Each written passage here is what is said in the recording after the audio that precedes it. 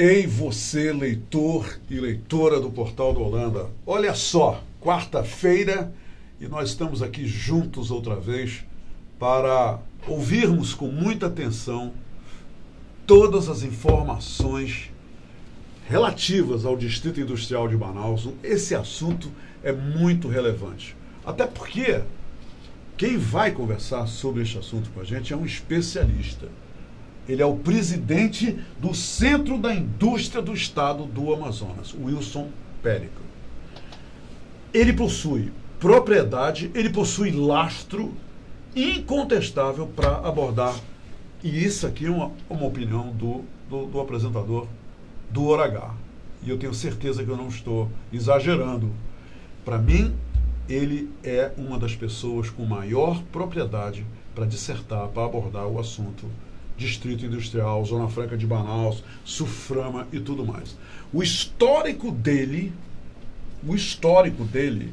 é a justificativa que eu tenho para poder dizer isso com total segurança. Ele tem um envolvimento histórico com a indústria, com o desenvolvimento da indústria aqui na cidade de Manaus e no estado do Amazonas. E eu vou falar uma coisa só para vocês, hein? Milhões de leitores e leitoras do Portal da Holanda. O que ele diz é para a gente refletir a respeito. Ele sabe o que está dizendo.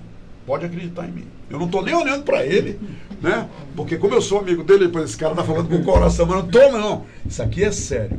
E o Distrito Industrial é o seguinte, a Zona Franca de Manaus tem umas histórias que eu ouço a respeito há muitos anos. Só na rede amazônica foram 29 anos ouvindo coisas sobre esse distrito e é sempre uma paulada atrás da outra. Será que isso mudou? Vamos saber já já. O Wilson Périco, presidente do Centro da Indústria do Estado do Amazonas, está aqui e vai conversar com a gente livre, leve e solto já já. Vamos só fazer um rápido comercial e a gente volta. E aí ele assume, tá? Aí eu fico quieto, vou comer a bio, tá? Voltamos já. Se quero te amar e te amar, e te amar muitos anos, cuida bem de mim. Então misture tudo dentro de nós. Muito bem, estamos de volta e agora para valer.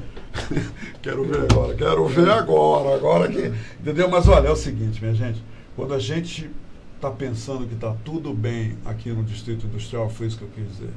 Aí aparece uma novidade que desestimula, uma novidade que chuta a canela da gente. A impressão é que há uma predisposição em algum lugar, sempre ali, preparada para atacar a gente. Wilson, você concorda com isso? Seja bem-vindo ao Hora H. Muito obrigado por ter vindo. Eu agradeço o teu convite, agradeço as palavras.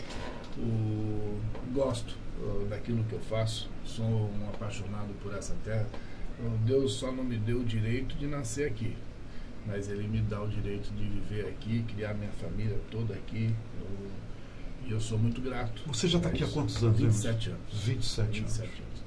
E sempre dedicado a ações envolvendo o Distrito Industrial, a indústria no Amazonas. A minha história, eu vim para cá por conta da empresa que eu trabalhava. Eu trabalhava na Itautec Filco, eu morava nos Estados Unidos na época, numa cidade chamada Binghamton, e a Itautec comprou a Filco. E aí veio instalar uma fábrica de computadores e eu fui convidado a vir para cá para instalar essa fábrica. E daí eu fiquei aqui, em 96, cheguei aqui no final de 92, 93.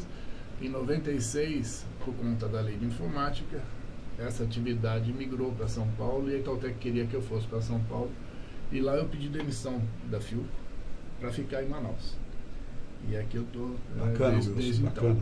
E você fala uma coisa que é verdade. A nossa economia, que é extremamente dependente da atividade industrial, ela passa por sobressaltos vez por outra. Mas nós temos que fazer uma reflexão também para nós driblarmos essas questões e podermos olhar o futuro com outros olhos.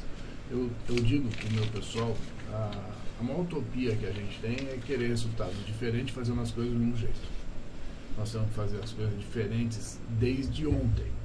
Isso é premente. Não adianta a gente querer atacar outros estados quando nós não tomamos cuidado daquilo que é nosso. Eu falo, por exemplo, as vias do distrito. Ninguém cuida do distrito. As ruas do As distrito, ruas, você quer dizer? então, ninguém cuida. Como é que eu quero agredir São Paulo porque São Paulo está fazendo isso e aquilo se eu não cuido daquilo que é meu? Isso é um. E isso já faz tempo, hein? Essa buraqueira aí parece que é eterna. Tem buraco lá que já tirou carteira de motorista. Olha só. Agora, e a história também nos traz essa reflexão. Lá atrás, esse estado foi o estado que mais contribuiu com o PIB nacional. A exportação in natura da borracha, da juta, da malva, fizeram com que o estado do Amazonas contribuísse com 46% da balança comercial do país. Principalmente nos períodos de guerra, Primeira e Segunda Guerra. Findada a Segunda Guerra, em 45, nosso estado deixa de exportar, porque a demanda caiu. Acontecem duas coisas que a todos foi surpresa. A Malásia passa a ser o maior produtor de borracha do mundo e nós não pensamos naquele momento nem em tecnologias para extrair da natureza esses insumos, principalmente a borracha, e nem para atrair para cá o fabricante do pneu, que era quem consumia. Aí nós passamos de 45 até o final dos anos 60 recebendo as migalhas do governo federal. Viramos o porto de lenha mesmo, né? Como outros 19 estados fazem até hoje. Sim. A partir do advento do modelo Zona Franca, o estado do Amazonas passa a ser superavitário, ou seja, passa a mandar ao governo federal, em arrecadação de tributos, valores acima daquele repasse compulsório que todos os estados recebem. São apenas 8, Roberto, 8 estados da União que são superavitários. Apenas 8 estados da União devolvem ao governo federal, em arrecadação de tributos, valores acima desse repasse compulsório. São os estados do Sul, os 3, 4 estados do Sudeste e 1 do Norte, nosso. Então, os ataques, não vejo, e isso eu já disse ao secretário do Ministério da Economia, o Carlos da Costa, como é que você pode considerar renúncia uma coisa que você não tinha, porque você renuncia a algo que você tem, você renuncia em todo ou em parte a algo que você tem. Você precisa ter primeiro para depois renunciar. Se você não tinha, o Estado vivia à míngua. A partir do momento do advento Zona Franca, o Estado começa a gerar riqueza e levar parte dessa riqueza para o governo central, e você chama isso de renúncia? Não. Então, e outros ataques tantos. Agora, o que eu falo é isso. Não adianta também nós apostarmos no modelo Zona Franca uma perenidade. Não adianta a gente pensar no polo industrial, com isso que tem aí, sustentando esse Estado por mais uma década e meia, que não vai acontecer. Precisamos destravar as amarras que temos por conta de PPBs e tudo mais, para podermos atrair novos investimentos, produzir aqui produtos que não são produzidos no país. Você está falando então de partir para um outro modelo. Nós temos que passar de ouvintes, de telespectador a protagonismo. Nós temos que decidir o nosso futuro. Não adianta ficar pensando em depender de Brasília. E isso não foi feito até agora. Nós estamos falando isso há tempo. Há tempo. E eu acredito que toda essa mudança na forma de se fazer política do país, deixar de decidir as coisas politicamente e passar a decidir dentro da tecnicidade, nos favorece. Esse é o momento, então. Eu acho que esse é o momento de nós darmos esse passo. Fortalecer aquilo que nós temos em Manaus, calcado no modelo Zona Franca, mas olharmos também além dos muros da capital.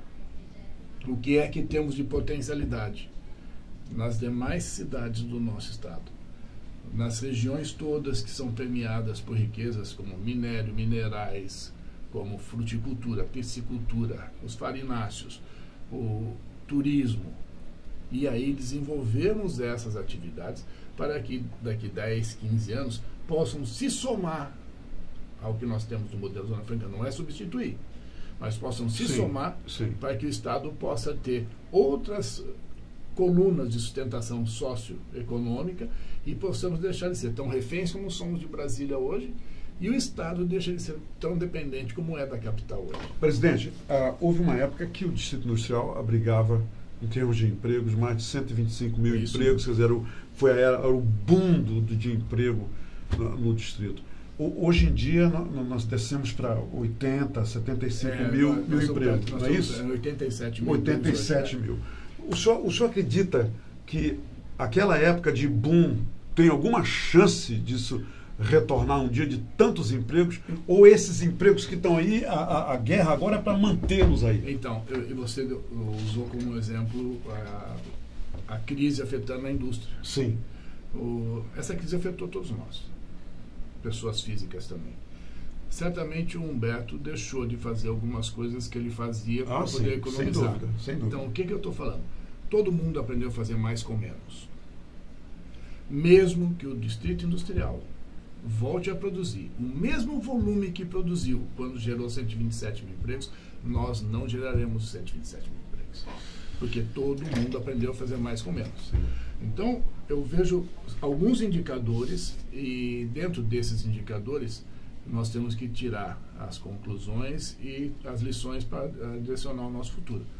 Um indicador econômico, o Distrito Industrial voltou a aumentar o seu faturamento. A recuperação está acontecendo, né? Mas aumentou, exatamente, aumentou o seu faturamento porque os produtos que nós produzimos hoje têm valor agregado maior do que eram há 5 anos atrás. Então, o maior volume de motocicletas de maior cilindrada, os TVs hoje de 4K, ou OLED, que já são produzidos aqui, que tem um valor agregado maior. Então, mesmo que você venda 5, 10 produtos, 1000 produtos a menos, por conta do valor agregado, o teu faturamento vai ser maior. E é esse o momento que nós estamos passando. Você não vê esse aumento no faturamento com uma linha de acompanhamento do aumento da geração de emprego ainda. E é isso que nos preocupa. Então, as saídas que temos são destravar os PPBs, mas não é um investidor. Como é que acontece hoje? Isso, por favor, só para o entendimento dos leitores e leitores. Explica o que quer dizer destravar os PPBs. A indústria instalada aqui, para ela poder usufruir dos incentivos que a Constituição nos oferece, e ela tem que cumprir um mínimo dos processos de produção. É o processo produtivo básico, PPB. Então, e quem é que atesta esse PPB? É o Ministério. Antes, lá em Brasília. Em Brasília, era o MCT e o MDIC. Há anos atrás, em 90, até o início dos anos 2000, isso era discutido aqui. Era decidido na SUFRAMA. Aí levaram isso essa decisão decidido em Brasília. Então, o Humberto chega para investir, querer produzir caneta que ninguém produz aqui, por exemplo. Seja muito bem-vindo, Humberto, só que você vai pegar uma prenda agora. Tu vai lá para Brasília para provar o PPB para fazer essa caneta aqui. A arena para aprovação é lá. Então, isso nós temos que virar. Virar de que forma? Primeiro, quem vai... Há quanto tempo esse processo é dessa forma? Desde 97, 98... esse é o formato, desde então. Esse é o formato, mas a dificuldade vem aumentando. O PPB em si não é o problema. O problema são os técnicos que o analisam. Entendi. Que tem técnico de terceiro escalão do Ministério que fala assim, não, esse produto não é para Manaus. Porra, não. A Constituição Federal me excetua aquilo que eu posso produzir, que eu não posso produzir aqui com um incentivo. Eu posso produzir em Manaus, mas não com os incentivos, que é arma, munição, automóvel de passeio, derivados de álcool e derivados do tabaco. Essas 5 famílias de produtos eu não posso produzir em Manaus com incentivos. Se eu quiser produzir aqui, eu vou produzir, mas sem os incentivos do modelo Zona Franca. Agora, como é que um cara quer produzir a caneta e um técnico do Ministério fala, não, esse produto não é para Manaus? Não é para Manaus. Não, é inconstitucional e nós estamos sofrendo com isso porque ninguém tem feito nada. Qual é a verdade? Mas isso significa que o produto não será produzido em Manaus ou será produzido em outro local? Não será produzido em Manaus. O fato de ser ou não em outro local é um ponto de interrogação. Vou dar um exemplo. A Adidas queria se instalar aqui para calçados de alta performance. Fizeram uma puta de uma zona, não deixaram publicar o PPB, a Adidas foi para a Argentina. Não ficou no Brasil. Um outro exemplo, a Red Bull. A Red Bull queria se instalar aqui para produzir os energéticos. Fizeram um monte de negócio, não fez, está no México. Então, quem perde é o país, por conta de decisões dessas pessoas que influenciadas por lobby de outros estados, muitas vezes. A BIN é uma entidade que é contra o modelo Zona Franca. Por isso que nada que vem da BID me assusta ou me surpreende. Agora, eu falo que são pessoas que não têm o bom senso, inclusive, de pensar dentro do sentimento de brasilidade que uma entidade de classe nacional deveria ter. Então, ninguém vai tirar a indústria de Manaus e levar para São Paulo. As indústrias que aqui estão, se por acaso acabar a Zona Franca, ou tirar os incentivos aqui, nenhuma delas vai sair daqui e produzir os produtos que nós produzimos aqui em São Paulo. Nós vamos tudo importar esses produtos, ou da China ou do México, porque todas as empresas têm bases industriais nesses países. Ninguém vai correr o risco de ir para São Paulo. Quer dizer, deixar de fazer aqui para fazer em outro lugar. Não. Então, voltando, o PPB. PPB é responsabilidade do governo do Estado. Ele tem que buscar quem são os produtos, quais são os produtos e quem é que produz esses produtos para serem produzidos aqui. Primeiro passo, o governo do Estado vai pleitear a fixação do PPB.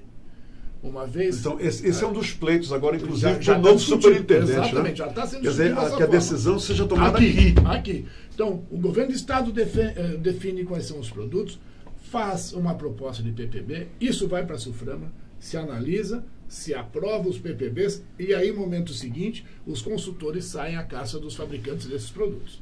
Para nós conseguirmos dar uma sobrevida a esse modelo que temos aqui hoje. Quer dizer, o nascedor é aqui. Tem que ser aqui. Não adianta, nós não estamos vendendo mais nada.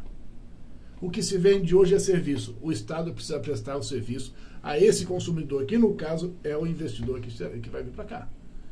Não se vende mais produto. Se vende valor agregado. Esse programa seu não tem papel.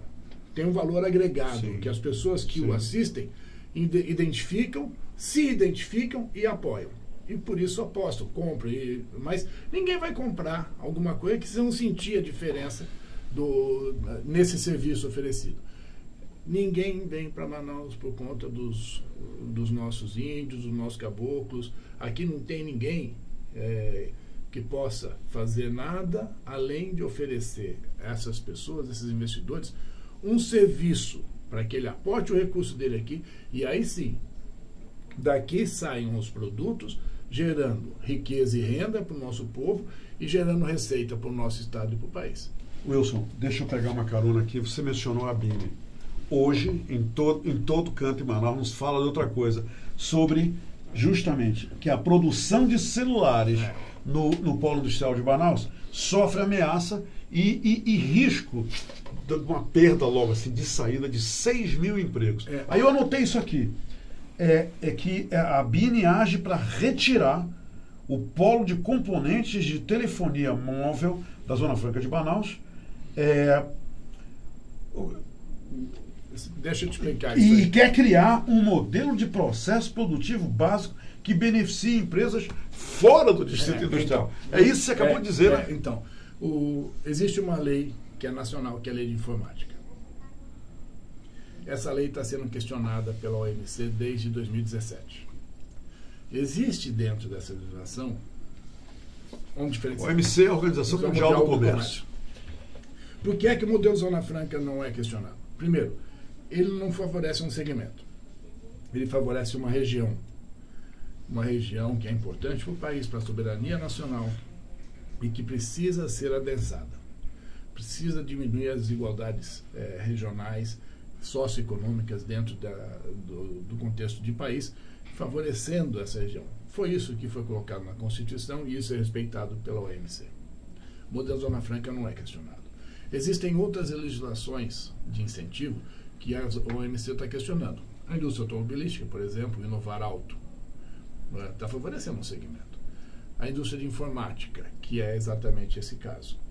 Dentro da indústria de informática, da legislação, tem o que se chama PPB do PPB. Então, eu quero produzir o meu celular. E o meu celular, quando eu for comercializar, ele vai ter um carregador de acordo com o PPB de carregador. A OMC está questionando exatamente o PPB do PPB quando você oferece incentivo. O que a BIME fez? A BIME fez uma proposta ao Ministério da Economia com uma tabela de pontuação do adensamento dessa atividade, em que a empresa atingindo 20 pontos teria direito aos incentivos da lei de informática em qualquer região do país. Ora, mas acontece que você tem duas etapas que dão 28%, 28 pontos já, que é a produção da placa e colocar o painel, o visor. Isso é o PPB. Então, se eu cumprir o PPB no país, eu tenho... E aqui nós não temos nada. Então, e ontem tiveram uma discussão com o superintendente, a sugestão que foi sobre esse assunto. Ele está em Brasília e amanhã ele vai debater esse assunto. Como é que você resolve o problema com a OMC? Acaba o PPB do PPB. Você quer produzir o celular, você vai ter que produzir a fonte com essas etapas, o carregador com essas etapas e o telefone celular com essas etapas. Isso a BINI não quer. A BINI não quer isso. E sobre esse prazo de 30 de junho para retirada dos incentivos da lei de informática? Não é o prazo que a OMC deu ao país. Sim. Então, para você resolver esse problema da lei de informática, se você verticaliza o PPB dessa forma, a OMC vai aceitar. O que a BINI quer? Não. A BINI quer tirar a questão do PPB dos componentistas fora, dando o livre-arbítrio ao fabricante, se ele cumprir pelo menos 20 pontos de importar o que ele quiser, e isso vai de morte. Vai começar a ser feito lá fora. Exatamente. Ninguém vai produzir no país. Nós vamos importar. Então, a BINI está defendendo a geração de emprego fora do país e não a geração de emprego no país. E é isso que eu espero que o governo federal enxergue e não aceite. Porque o maior problema do nosso país hoje é... As perspectivas são boas, Wilson, para o governo federal... Eu acredito que sim. Ver isso e não aceitar? Eu acredito que sim. Ontem nós tivemos uma reunião de pelo menos 40 minutos com o superintendente. Ele já estava antenado sobre o assunto. O coronel Alfredo, né? O coronel Menezes. E ele entendeu. Nós preparamos um trabalho. Ele levou esse trabalho a Brasília e vai estar com o secretário e talvez com o ministro amanhã, porque hoje ele está participando de uma audiência pública em Brasília. Ele deve estar com o secretário Carlos da Costa, que é o chefe dele, e o ministro amanhã, para discutir esse assunto. De novo, é a miopia que essa entidade, a BINI, tem com relação à visão de país. Humberto, o maior problema do nosso país hoje são os 17 milhões de pessoas oficialmente, mas esse número beira os 25, de desempregados. Essas pessoas não estão consumindo, elas estão sem horizonte. Tem até pessoas que já desistiram de procurar emprego. E aí a pergunta do IBGE mudou também. Ela não pergunta se você está empregado, está perguntando se você tem fonte de renda. Sim. Então, a pessoa que está no semáforo, a pessoa que está como um camelô, fazendo um bico, ganhando dinheiro, vai dizer, eu tenho uma fonte de renda. Sim. Então você não está desempregado. Para você ter onde chega os 17 milhões. Se a pergunta fosse feita, como era feita na década de 90, você está com a sua carteira assinada? Esse número bateria 25, 26 milhões de pessoas. Mas, tudo bem. Nós temos que resolver isso, porque são essas pessoas desempregadas hoje que, ao ter um emprego, vão ter renda e esse dinheiro vai gerar consumo. Sim. E aí nós vamos pôr a roda para girar no ciclo virtuoso novamente. E a BINI, ela está pensando com a cabeça de meia dúzia, interesses outros, associados da BINI, inclusive, que essas empresas que fazem o carregador, os fios e cabos, que são associados da BINI, vieram nos procurar pedindo socorro. Associados da BINI vieram nos procurar pedindo socorro para que nós pudéssemos interferir junto a essa a intenção da BINI fixar esse negócio. Wilson Pérez, eu participei hoje de manhã do evento do aniversário de 30 anos da Essilor da Amazônia, e o presidente da América Latina da Essilor disse o seguinte, que a Essilor no Distrito Industrial de Manaus é a terceira fábrica no mundo. Eles têm a França, tem os Estados Unidos e aqui em Manaus. Você que lida com esse povo os dirigentes das empresas, a cabeça deles hoje, como é que está diante desse quadro? Você acha que reina um quadro de otimismo ou ainda existe medo em relação ao futuro próximo? Não, vamos comparar isso, o momento de hoje, com... Estão há 30 anos aqui, a Essilor. Com 3, 4 anos atrás. o entendimento e o otimismo hoje são muito maiores do que eram há 3 anos atrás. Que legal. Agora, o que tem que ser resgatado é o que nós chamamos de segurança jurídica. O país, eu costumo falar, o país é um país que não consegue prever o passado. Muitas coisas que você fez pensando que está dentro da lei, vem uma portaria e muda hoje, você é multado 5 anos atrás. Então isso tem que acabar. O governo federal, que tem todo um apoio de toda a classe produtora do país, inclusive de boa parte da opinião pública internacional, ele tem alguns desafios. Ele tem que aprovar algumas reformas para aí sim mostrar, falar, o país voltou a ser sério, o governo tem as rédeas, o rumo que ele está direcionando o país é o rumo que vai realmente ser seguido, então dá para nós aportarmos o nosso recurso aqui. Até que isso aconteça, nós não vamos ver vulto de investimento no país e aqui em Manaus também não. Agora, o meu otimismo é exatamente esse. Nós já temos essa perspectiva, coisa que nós não tínhamos há 3 anos atrás. Bacana. Já existe uma coisa que não existia, não estava aí. Nós não tínhamos. E no nosso caso em particular, da Zona Franca de Manaus, na pessoa do superintendente, o Coronel Menezes, nós temos hoje uma pessoa com interlocução forte. Ele trouxe muito ânimo para a classe. Ele tem hoje, nós temos hoje uma pessoa com interlocução forte no núcleo duro do governo federal. Sim. Então, a toda a classe de militares. Ele tem diálogo direto com o presidente da República. É por isso que eu falo, o cargo de superintendente, ele não precisa de apoio de parlamentar. Porque, convenhamos, Wilson Périco, a Suframa, ela enfrentou uma era de declínio, de silêncio, jogaram uma lona preta em cima da Suframa, até reuniões do CAIS, ninguém mais nem ouviu falar. Exatamente, culpa nossa. Porque, ao invés de prezar pela entidade e a representatividade dessa entidade para o nosso Estado, nós quisemos buscar aparelhamento político para pegar e tomar conta daquilo. E era como estava, né? E isso nós temos que reconhecer, isso nós temos que resgatar. Ou seja, a superintendência da Suframa, ela não precisa estar ligada a nenhum parlamentar. Ela não precisa de apoio do Parlamento Federal. Ela precisa de apoio do governo federal. E essa mensagem foi levada para o superintendente em nome dos empresários. Foi dito isso a ele. Foi dito também a boa parte da nossa representação parlamentar. Então, o que nós precisamos hoje é ter o interesse do nosso Estado acima de qualquer interesse político partidário ou interesse pessoal que alguém possa ter. O partido é o partido do Amazonas, em defesa daquilo que nós precisamos. E é o partido de todos. E é de todo mundo. Se alguém tiver o interesse pessoal ou político partidário que esteja acima desse interesse, está errado.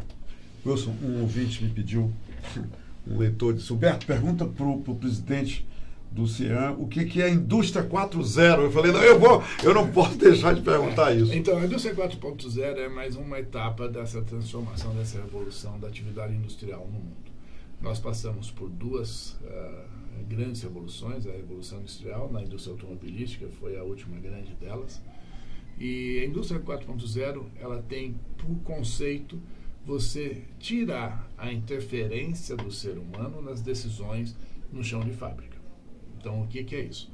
Você aumentar a interação e a participação da inteligência artificial nas decisões que necessitam ser tomadas para você ter a sua linha de produção rodando dentro da melhor eficiência, sem interrupções, e tirar o ser humano dessa decisão. Essa é a grande ideia, esse é o grande objetivo da Indústria 4.0. Alguém vai falar, então vamos acabar os empregos? Não. Vai haver uma transformação na demanda por profissionais focados nesse novo momento industrial, que é a Indústria 4.0. E que vai exigir mais qualificação nesse caso. E uma melhor remuneração. E é isso que eu falo. Então, o mundo passa por transformações como essa. Você vê, houve um êxodo do campo para as cidades, agora nós estamos voltando para o campo. Houve a questão da indústria focada no serviço braçal. Aí houve um processo de automação dessa indústria que também gerou outros empregos, outras atividades, outros negócios, que foi exatamente a automação.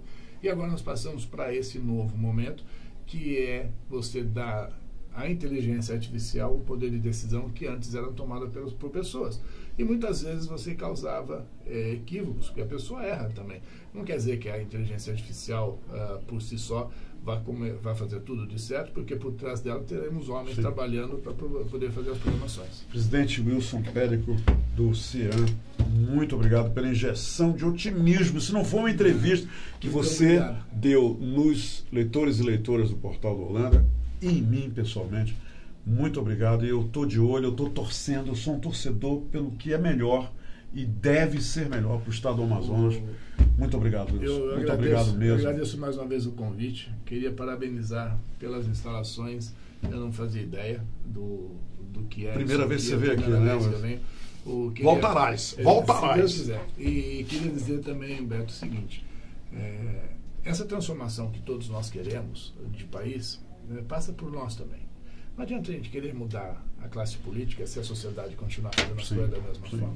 Então nós temos que nos mudar como cidadãos para poder pleitear depois uma mudança verdadeira do nosso representante na atividade política. E eu vejo isso com bons olhos. Eu acho que tem uma nova casta de pessoas, a juventude está mais empenhada com isso, está percebendo um pouquinho mais isso. A nossa geração errou um pouco na criação dos filhos, né? Mas eu acho que a gente está recuperando isso também.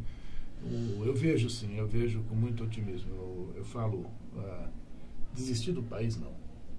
Porque o amanhã será melhor para a gente. Eu nunca vi, nem em filme, nem em conto de fadas, o mal venceu bem. Então, eu acho que nós temos muito futuro pela frente, sim, como país de pessoas de bem como somos. Wilson, muito obrigado. Obrigado a você. Obrigado a você. Sucesso. Muito bem, minha gente. Falei que a gente ia ouvir coisas interessantes. Vamos refletir sobre isso. Muito obrigado pela companhia de todos vocês. E amanhã eu vou trazer aqui, amanhã é o dia cultural aqui no Hora H. O Hiroya Takano, um chefe japonês que elegeu Manaus para desenvolver a sua arte, a sua gastronomia, a sua culinária. O Hiroya vem aqui amanhã e ele me disse o seguinte: Humberto, eu aceito o teu convite, vou tentar falar português contigo. Eu falei, Hiroya, nós teremos toda a paciência com você. Ele disse, será que eu consigo? Eu digo, consegue, você consegue. Então amanhã vamos falar de um grande chefe amazônico, mas que é Nihon. Ele é Nippon. Ele é maravilhoso. E também trocou o Japão, como o Wilson fez. O Wilson trocou a sua origem lá no sul para desenvolver a sua capacidade. E família aqui. O Hiroya é a mesma coisa, só que ele veio lá do Japão. Amanhã a gente se vê. Até amanhã.